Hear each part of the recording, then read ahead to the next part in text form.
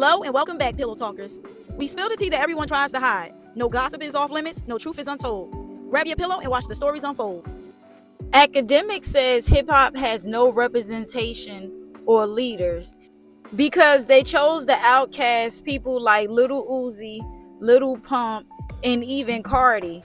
And now everybody's acting like Cardi is a new artist when in reality he's a veteran.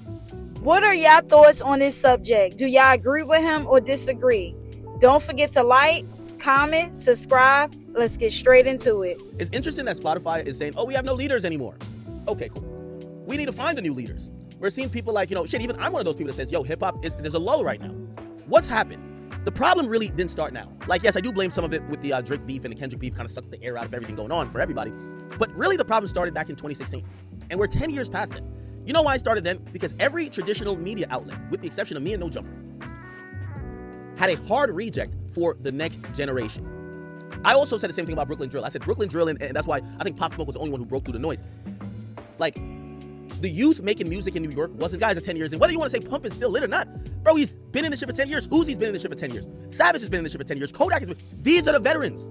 And what happened was that hip-hop disrespected them at their very start of their career. Now they got on, they don't disrespect street niggas, so like, they got on the Savage wave at some point. They got on the Kodak wave at some point, even though they tried to hop back off, like, oh, he's on drugs. But all the other people, whether it's a Cardi, it's kind of funny how mainstream treats Cardi's like just popping now. No, this motherfucker really went through it.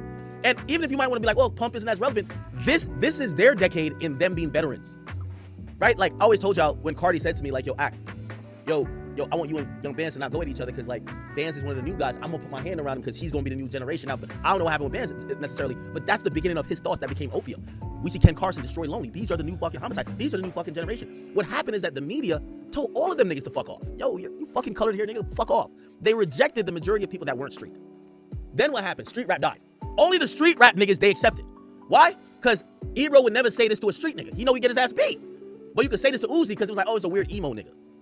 But think about it. The only part of that 2016 new generation they accepted were the street rappers. And half of the street rappers that came from 2016-17 to 2020, they died. They accepted Pop Smoke, he died. They accepted, or they were down to accept like a King Von, he died. Just think about it. Everything I'm saying legit. The only ones who still are around are the ones that were like the emo, eclectic, different styles type of guys, but they rejected them back then, and those guys are still around making money. I'm not saying where they are in their careers, but that's why it feels like we don't have super veterans that are huge artists. Well, the media niggas back then shitted on them. Y'all shitted on them.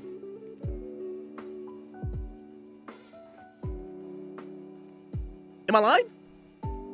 Like, these old heads, all these